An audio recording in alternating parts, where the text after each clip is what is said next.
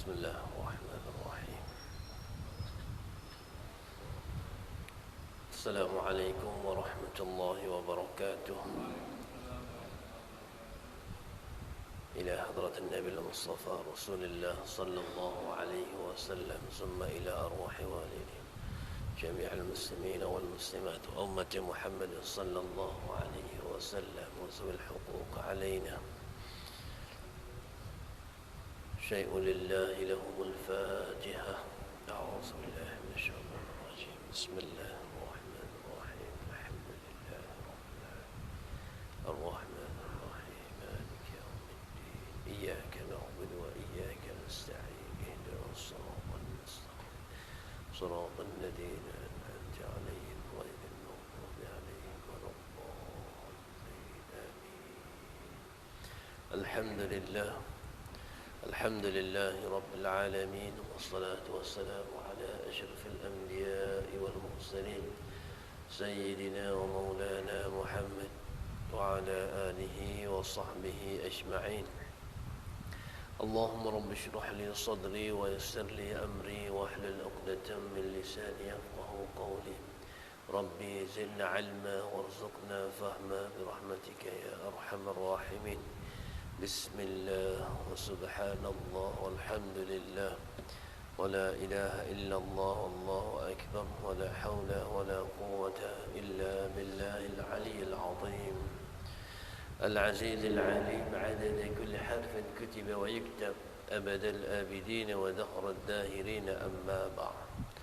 Alhamdulillah, kita panjatkan kesyukuran kepada Allah Subhanahu wa taala pada pagi yang mulia, pada hari Jumaat Sayyidul Ayyam, penghulu bagi segala hari. Pada hari ini Allah izinkan kita untuk sama-sama berada dalam majlis yang mulia. Mudah-mudahan Allah merahmati kita insya-Allah. Mudah-mudahan juga dengan sebab kita yang hadir ini Allah merahmati ahli keluarga kita yang lain, walaupun mereka tidak dapat hadir pada majlis pada pagi ini. Alhamdulillah, syukur. Sekali lagi kita panjatkan kepada Allah. Kita masih lagi diberi peluang oleh Allah untuk berada dalam bulan yang mulia, bulan Rabiul Awwal. Bulan yang mulia kerana lahirnya baginda Rasulullah sallallahu alaihi wasallam di bulan Rabiul Awwal. Dalam setahun kita sedia maklum 12 bulan itu beredar dalam setahun. 4 daripadanya bulan-bulan haram. Dan bulan-bulan haram ini kenapa namanya bulan-bulan haram?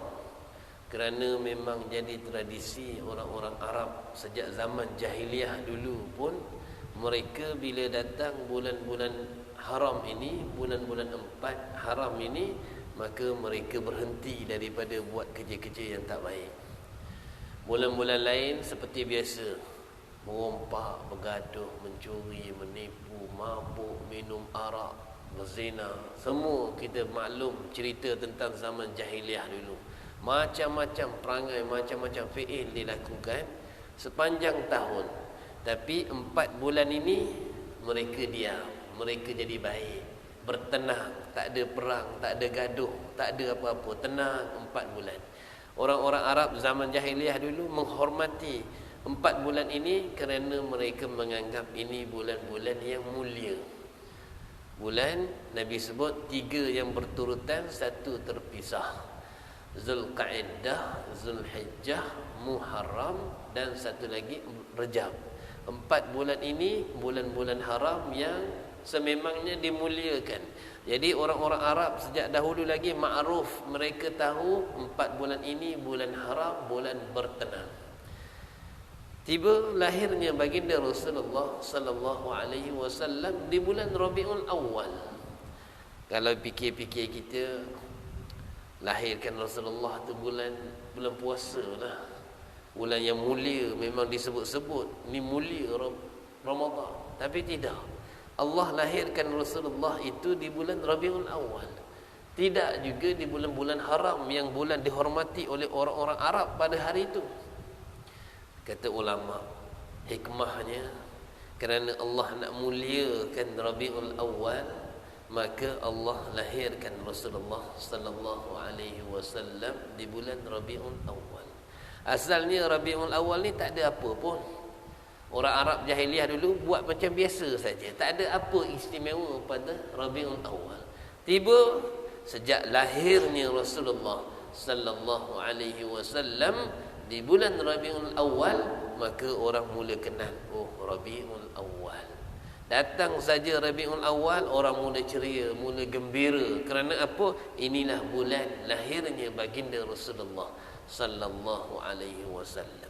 Yang keduanya, kata ulama, kerana Allah nak tunjukkan yang Rasulullah ini mulia bukan kerana lain-lain.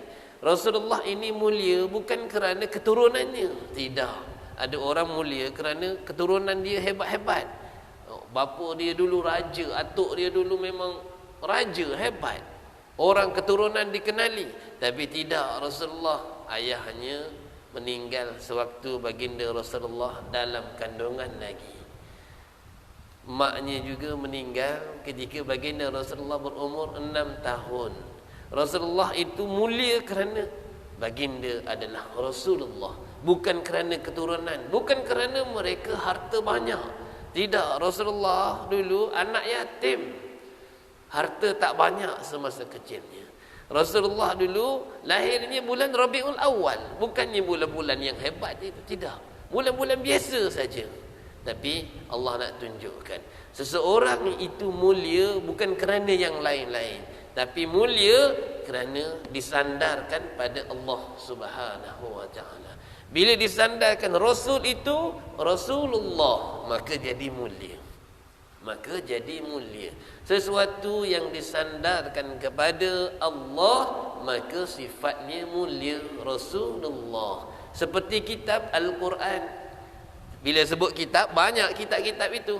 Tapi sebut satu ni, Kitabullah, kitab Allah, maka jadi mulia. Itu Quran. Kalamullah, maka jadi mulia. Baitun, rumah, banyak rumah-rumah. Tapi bila disandarkan kepada Allah, rumah Allah, masjid, mulia sifatnya. Kalau kita nak jadi mulia, maka sandarkan diri kita dengan Allah.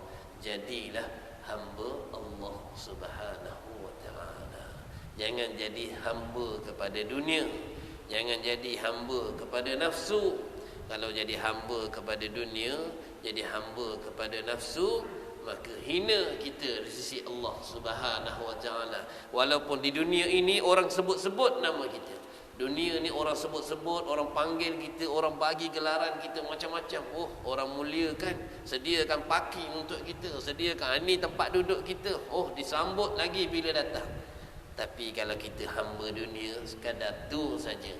Sekadar tu saja. Bahkan sebelum mati lagi dah Allah dah tinggalkan kita. Sebelum mati lagi Allah dah tinggalkan kita. Adapun orang-orang yang mulia di sisi Allah, yang disebut oleh Allah, fadkhuli fi ibadi, kamulah hamba-Ku, kata Allah. Tu orang yang mulia. Fadkhuli fi ibadi wadkhuli jannati, masuklah kamu ke dalam syurga-Ku. Maka kita kena usahakan untuk jadi hamba Allah Subhanahu wa ta'ala. Macam mana nak jadi hamba Allah? Jadi hamba Allah ialah orang yang taat pada Allah. Mudah aja sifatnya. Hamba Allah, orang yang taat pada Allah Subhanahu wa ta'ala. Nak taat pada Allah macam mana? Mula-mula sekali kena ada ilmu, kena belajar, hadir duduk dalam kuliah, baru kita faham, oh macam ni sifat hamba-hamba Allah, barulah kita boleh beramal dan boleh kita buat taat. Kalau kita tak ada ilmu, tak duduk dalam kuliah, tunggu je ilham, itu yang jadi sesat. Yang dapat ilham itu yang betul, yang benar adalah Nabi sallallahu alaihi wasallam. Nabi-nabi, rasul-rasul Allah bimbing, Allah beri ilham yang baik-baik. Jadi wahyu, bimbingan kepada kita. Adapun kita manusia yang biasa saja ni, maka kita nak jadi mulia, kena belajar ilmu yang datangnya daripada Allah dan Rasulullah sallallahu alaihi wa ala alihi wa sahbihi wa baraka wa sallam. Diceritakan orang-orang yang mulia ketika hampir matinya Rasulullah sallallahu alaihi wasallam datang mengajarnya.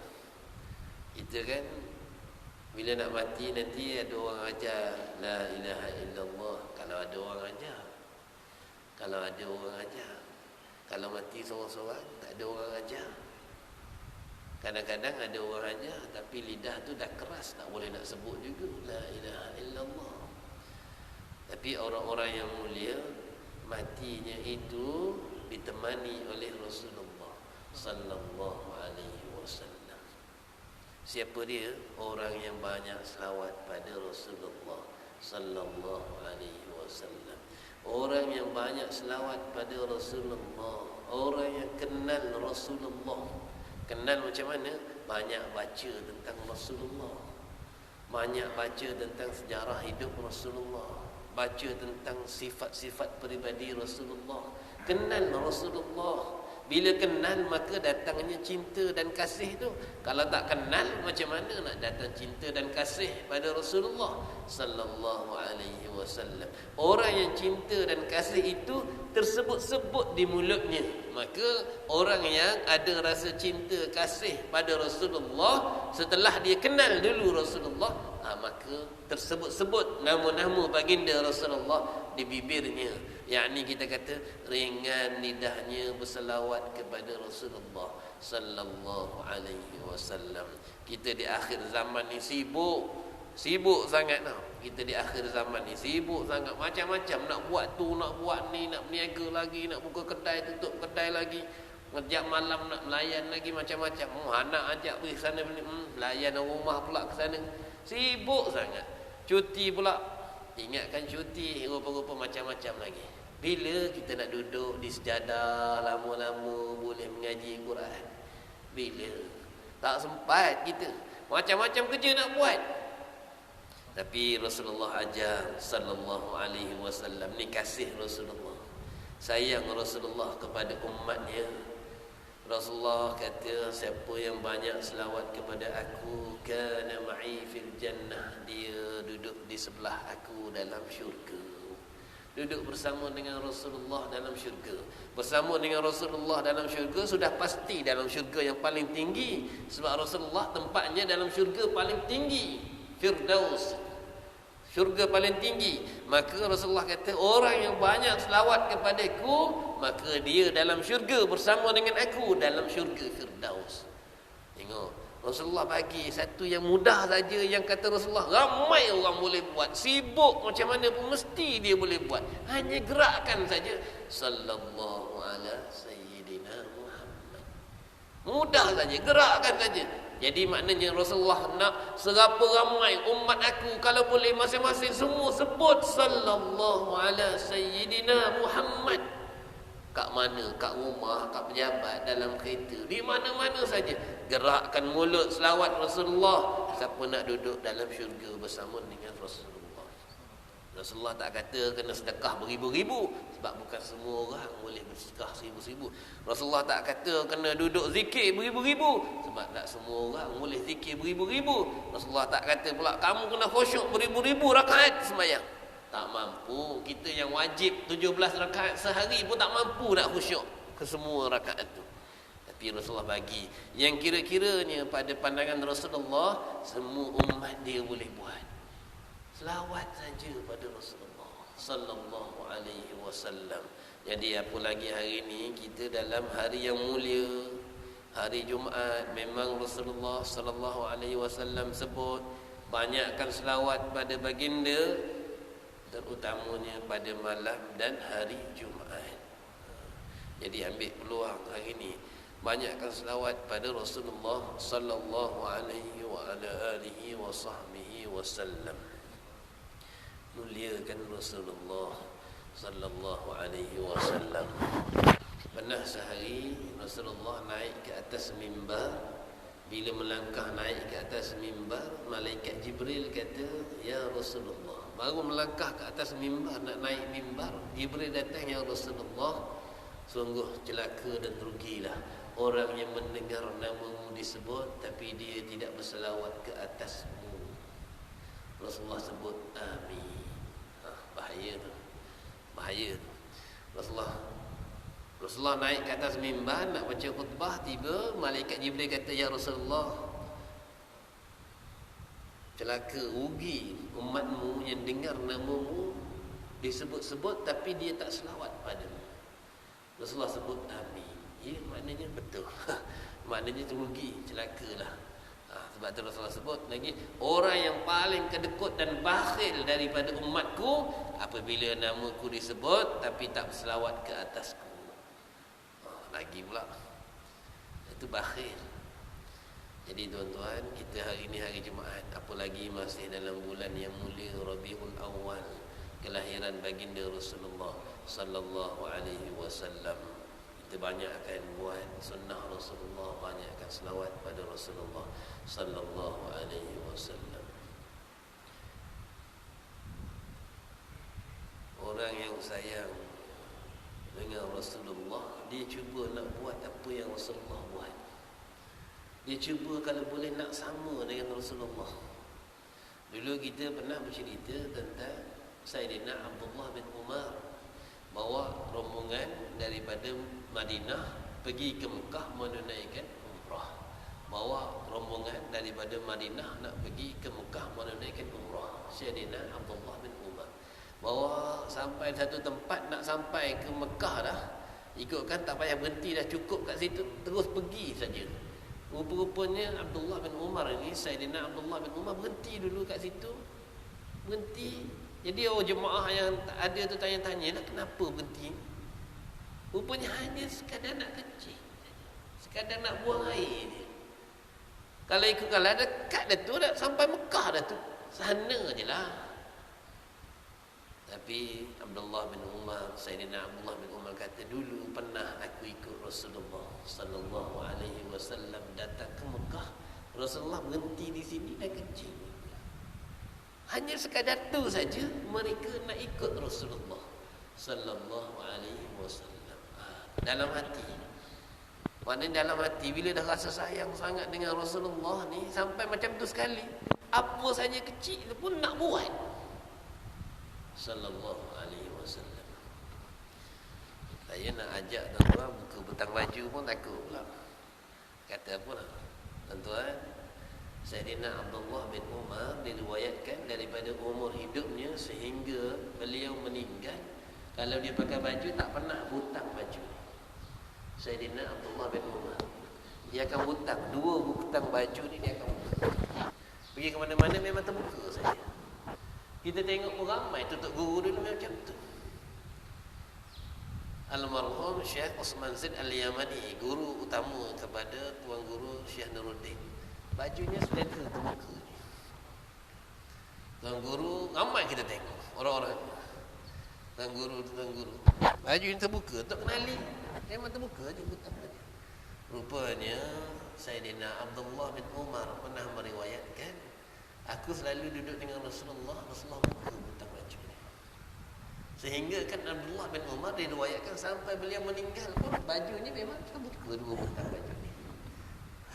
Sampai macam tu sekali, kecil je ni, buka butang baju pun nak buat juga sama dengan Rasulullah. Kenapa? Sebab dalam hati ni ada rasa sayang dengan Rasulullah, nak buat. Cuba buka butang pagi ni, tak apa dah. Dapat sekali pagi ni buka butang baju. Niat sunnah Rasulullah, ya Allah, mudah-mudahan pada pagi ni ya Allah Engkau pandang kami, ya Allah, adalah sunnah Rasulullah yang kecil ni kami buat, mudah-mudahan menjadi asbab syafaat Rasulullah sallallahu alaihi wasallam. Dan dalam hati tu niat nak buat apa yang Rasulullah pernah buat, walaupun tak dapat selalu, paling-paling tidak pun cubalah sesekali buat. Antaranya diriwayatkan juga Rasulullah sallallahu alaihi wasallam bila baginda nak sembahyang, Rasulullah akan pakai jubah ni ataupun kain sarung, tapi dalamnya tetap ada seluar panjang.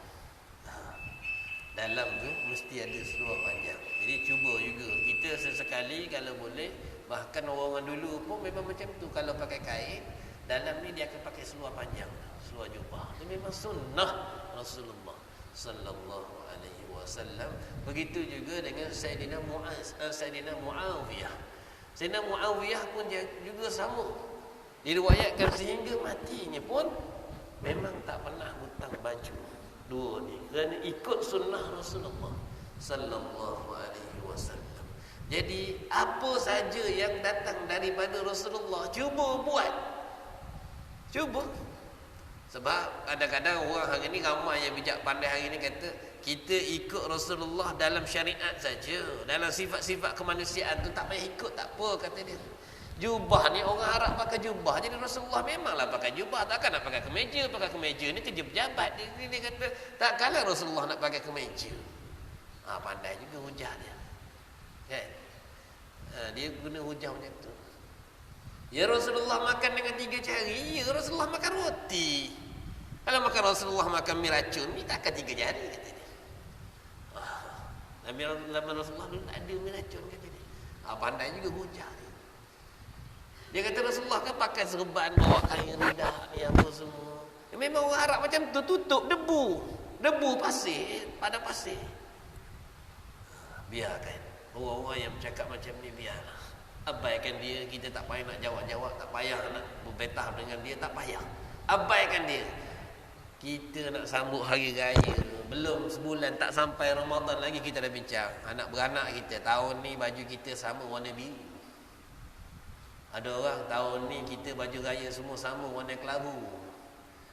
Kenapa nak samanya? Tak boleh ke lain-lain?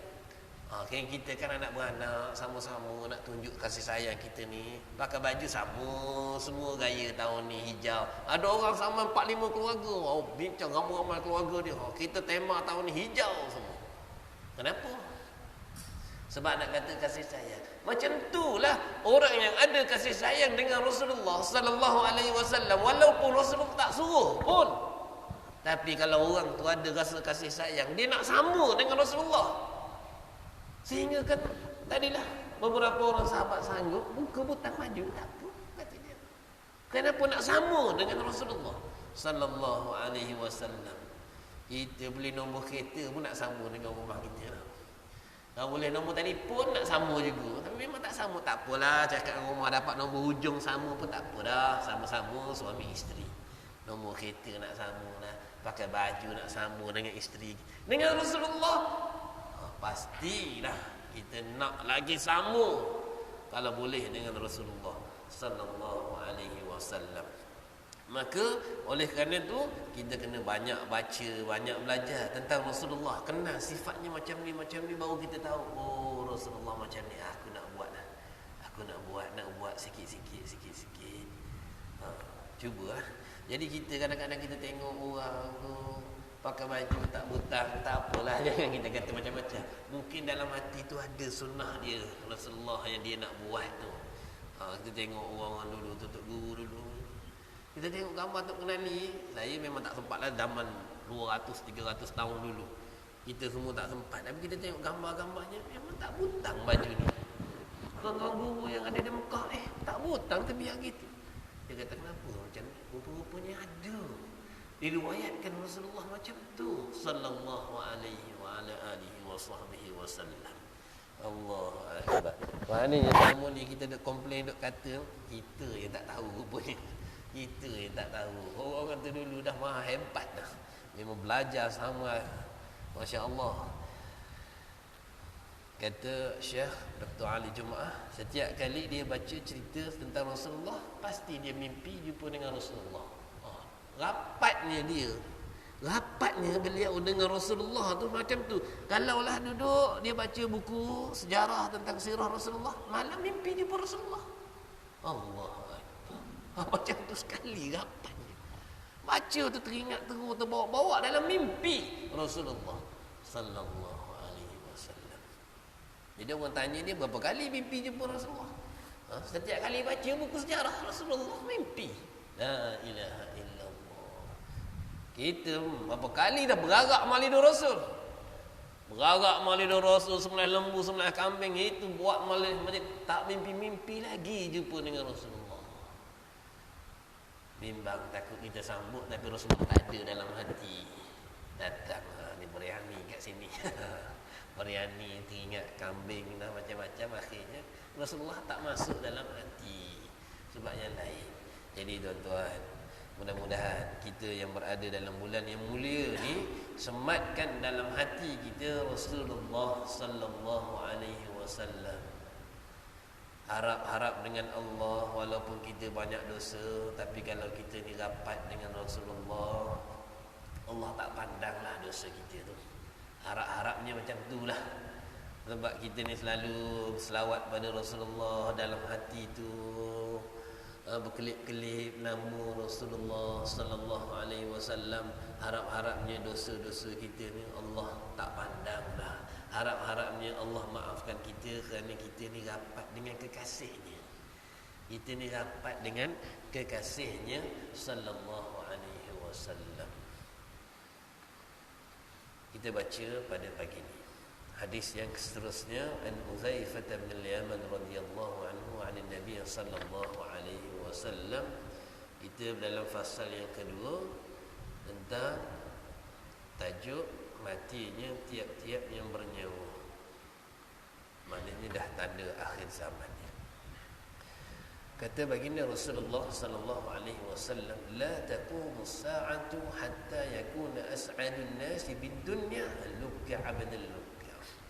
Daripada Hudzaifah bin al-Yaman radhiyallahu anhu, dari Nabi sallallahu alaihi wasallam sabdanya, tidak akan berlaku saat kiamat sehingga orang yang tidak tentu saka-bakanya, yang buruk akhlaknya dan yang bodoh bebal menjadi sebahagia-bahagia manusia dengan kesenangan di dunia. Kata Rasulullah sallallahu alaihi wasallam, di akhir zaman nanti orang-orang yang dulu kamu pandang dia macam tu, kamu kata ni memang bebal, ni memang bodoh, ni memang tak pandai, ni orang ni entah keturunan mana datang. Rupa-rupanya orang ni lah kat dunia nanti di akhir zaman dia bahagia, dia yang paling banyak duit, dia yang paling yang dilantik menjadi tu, jadi ni pegang jawatan tu, pegang jawatan, kita tengok dia lah rumah paling besar. Terbalik.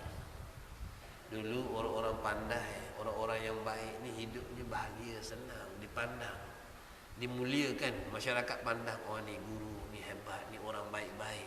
Dulu macam tu. Sekarang tak. Orang tak pandang tu lagi. Orang pandang, siapa yang demo. Padahal buruk akhlaknya. Padahal penyamun dia.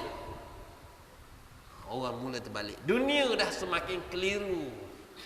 Orang tak nampak lagi yang baik-baik ni. Orang tak nampak kerana ditutup. Yang baik-baik ni ditutup. Islam ni ditutup dengan pandangan yang macam-macam. Islam ditutup dengan pandangan yang macam-macam.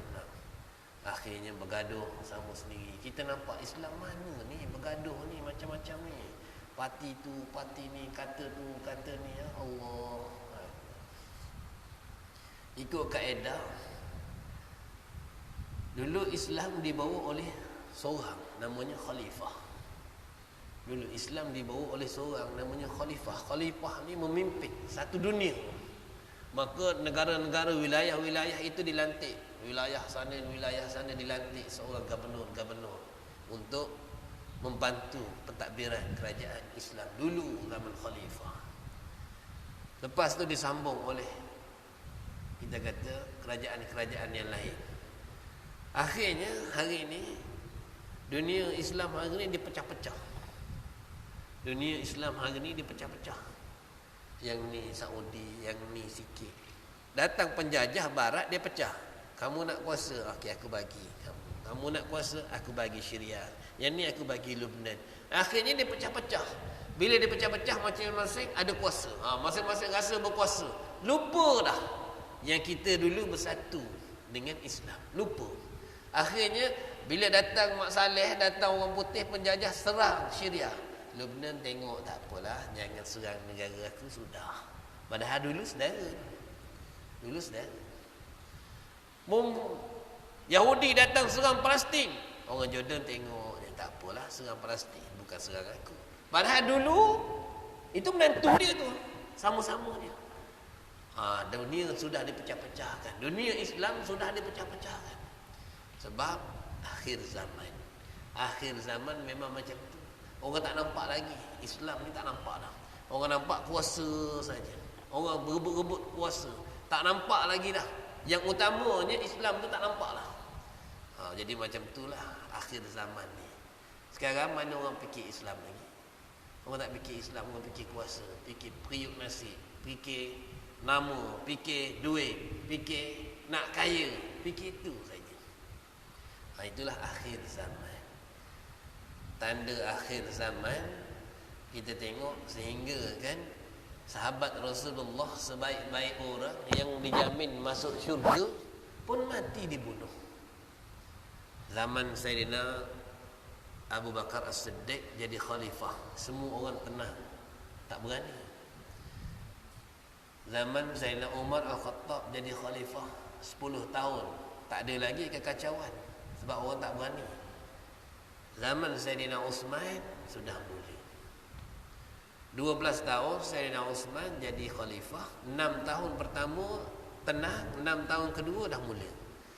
6 tahun kedua pemerintahannya dah mula pecah. Dah mula.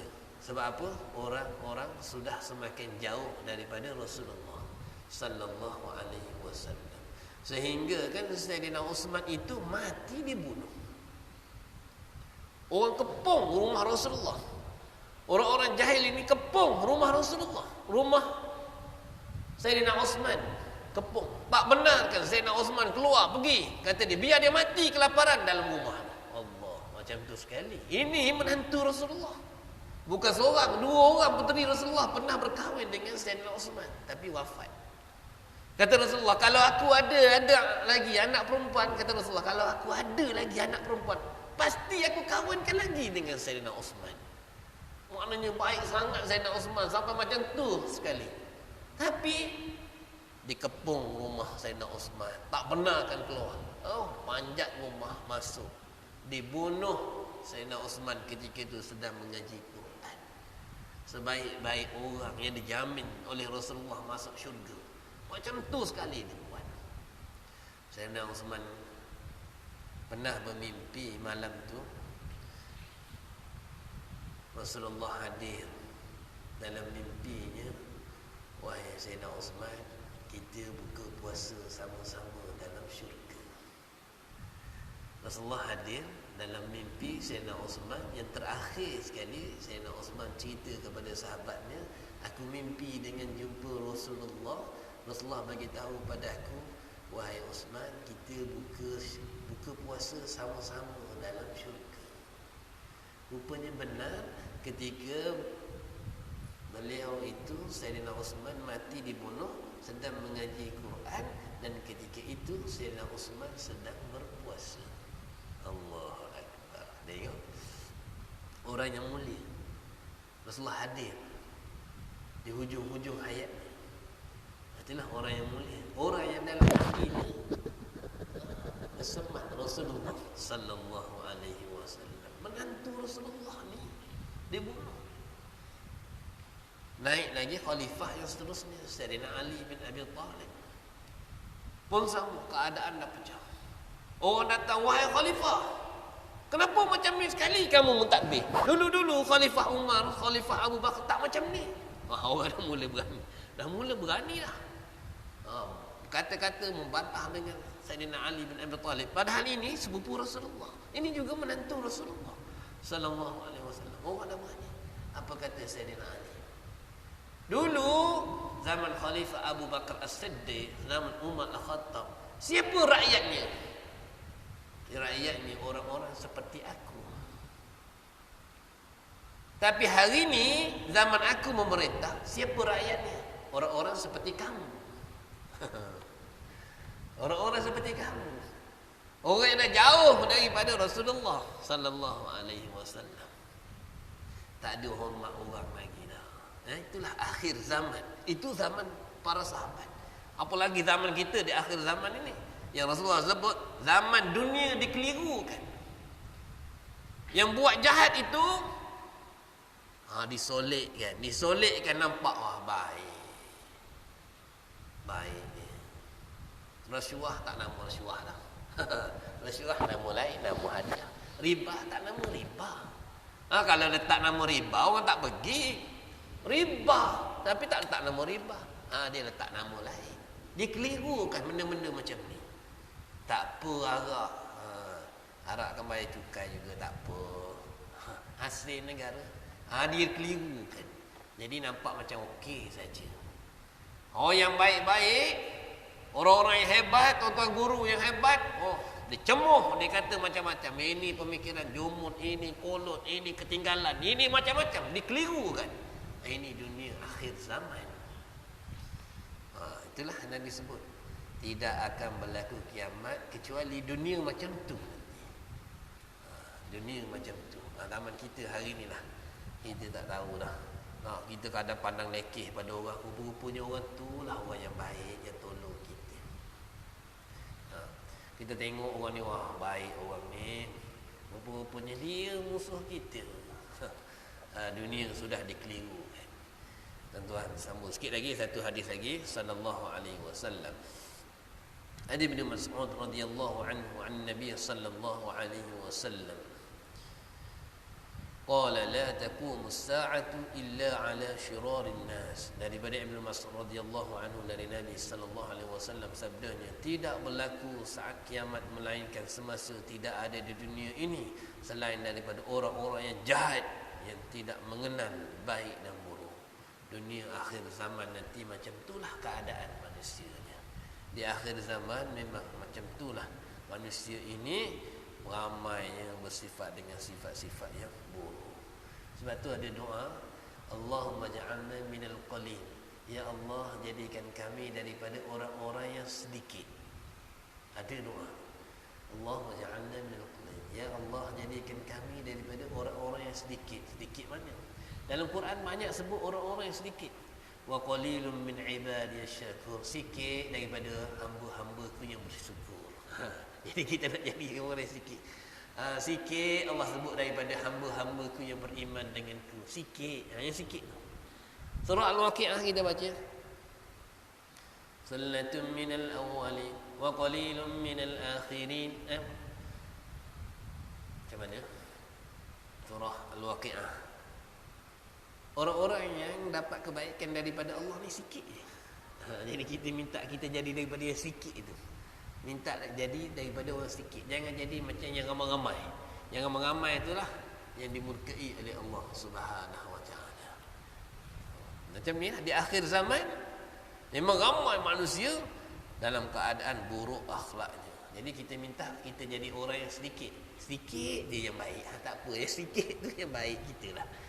Mudah-mudahan ni. Tuan-tuan, nak jadi baik, nak jadi orang yang beramal ni kena minta dengan Allah. Kena minta dengan Allah. Allah nak tengok siapa hamba dia yang minta. Kadang-kadang sihat. Allah bagi sakit. Sakit tu kenapa? Allah nak dia datang balik pada Allah. Allah nak dengar suara dia. Nak dengar suara dia. Walanudhiqannahum minal 'adzabil adna, yang kita baca kan pagi subuh.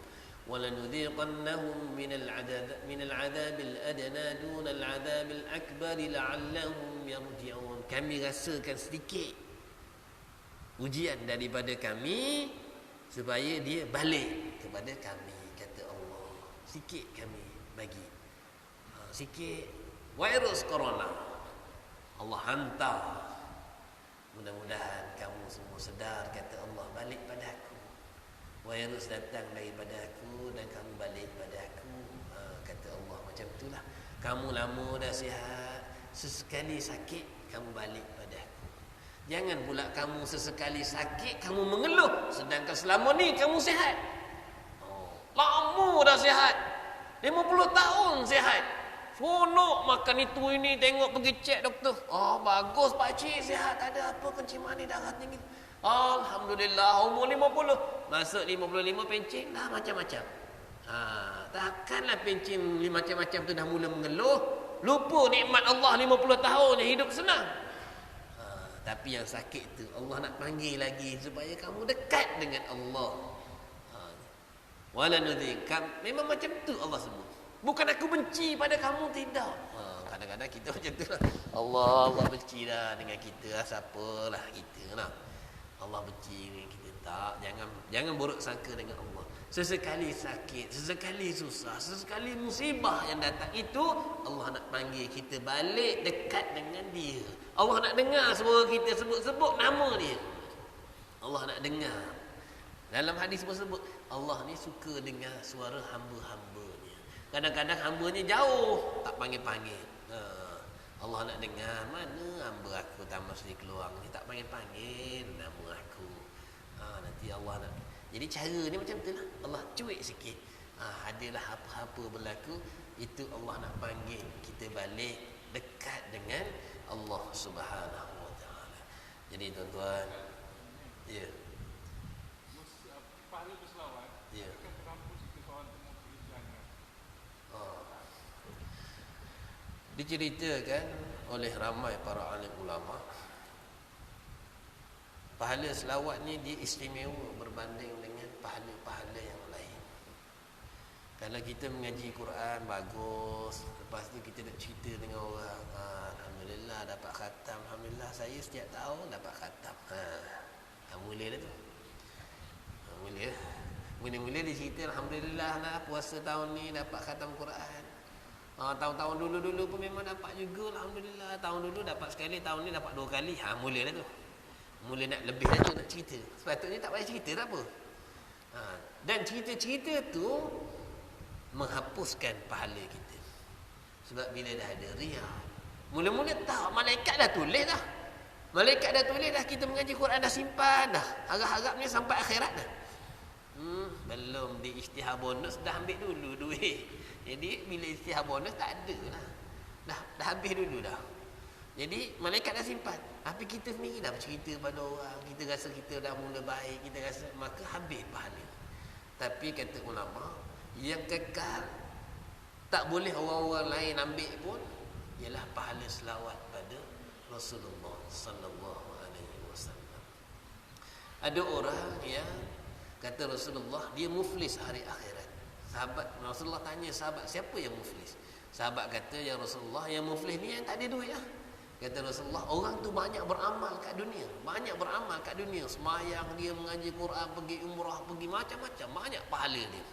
Tapi akhirat muflis sebab banyak mengumpat orang, banyak ngatur orang, banyak buka aib orang. Nanti pahala dia bagi pada orang tu sikit, tutup balik, bagi pahala dia, bagi pahala semayang dia, bagi pahala mengaji, pahala zikir, pahala umrah, bagi. Yang kekal pada dia, yang tak boleh bagi pada orang, pahala selawat pada Rasulullah sallallahu alaihi wasallam. Kerana yang berselawat pada Rasulullah itu Allah. Kita hanya sebut saja, Allahumma salli ala sayyidina Muhammad. Ya Allah, engkau selawat dan salamlah ke atas baginda Nabi sallallahu alaihi wasallam. Siapa yang selawat? Allah. Kita minta kan doa. Allahumma salli ala sayyidina Muhammad. Ya Allah, engkau selawat dan salamlah ke atas baginda Rasulullah. Mana kita minta Allah berselawat ke atas baginda Rasulullah. Maknanya yang berselawat itu Allah, yang melimpahkan rahmat pada Rasulullah Allah. Kita ni minta. Jadi pahala tu kekal untuk kita, tak dibagi-bagi pada orang. Jadi tak muflis dia di hari akhirat orang yang banyak selawat pada Rasulullah sallallahu alaihi wasallam. Yang kita sebut-sebut nama Rasulullah, kekasih Allah. Kekasih Allah mana boleh bagi-bagi pada orang. Itulah kelebihan selawat pada Rasulullah. Jadi hari ni banyakkan selawat kita pada Rasulullah lebih daripada hari-hari yang lain. Kalau hari lain dapat 100, 200, hari ni biarlah dapat 1000. 1000. Tapi kena minta doa dengan Allah. Ya Allah, engkau ringankan aku. Ya Allah, ringankan lidah aku untuk selawat pada Nabi-Mu sallallahu alaihi wasallam sebanyak-banyaknya. Jadi cerita-cerita tentang selawat ini kelebihannya sangat banyak. Kita semua dah maklum, dah banyak kali dengar. Tinggal lagi buat saja pada selawat pada Rasulullah sallallahu alaihi wasallam. Jadi tuan-tuan, kita berhenti di sini 7 suku. Mudah-mudahan Allah memandang kita pada pagi ini yang berada dalam majlis yang mulia di taman-taman syurga ni. Allah himpunkan kita di taman syurga kat dunia pada hari ini. Mudah-mudahan akhirat nanti kita dihimpunkan lagi dalam syurga bersama dengan Rasulullah sallallahu alaihi wa ala alihi wa sahbihi wa baraka wa sallam. Ya Allah, pandanglah kami ya Allah. Ya Allah, pandanglah Ya Allah, pandanglah kami yang sedang berhimpun di rumah-Mu pada pagi yang mulia ini, Ya Allah. Ya Allah, kami berselawat pada Nabi-Mu sallallahu alaihi wasallam. Kami sebut-sebut nama kekasih-Mu Muhammad sallallahu alaihi wasallam. Ya Allah, pada pagi ini Kamu telah menghimpunkan kami di taman-taman syurga, Ya Allah. Mudah-mudahan di akhirat nanti, Ya Allah, Kamu himpunkan kami bersama dengan kekasih-Mu Muhammad sallallahu alaihi wasallam di dalam syurga nanti, Ya Allah. Ya Allah, bawalah bersama anak-anak, isteri kami, Ya Allah, keluarga kami juga bersama di dalam syurga dengan kasih-Mu sallallahu alaihi wasallam. Ya Allah, ampunkan dosa kami, Ya Allah. Dosa kedua ibu bapa kami, guru-guru kami, ahli keluarga kami, jiran-jiran tetangga kami, Ya Allah. Ampunkan dosa rakan-rakan sekerja dengan kami, Ya Allah. Ampunkan dosa ahli jemaah yang hadir bersama dengan kami, Ya Allah. Ampunkan dosa, Ya Allah, semua umat Nabi Muhammad sallallahu alaihi wasallam. Ya Allah, ampunkan dosa semua umat Islam yang telah mati dan yang masih hidup, Ya Allah.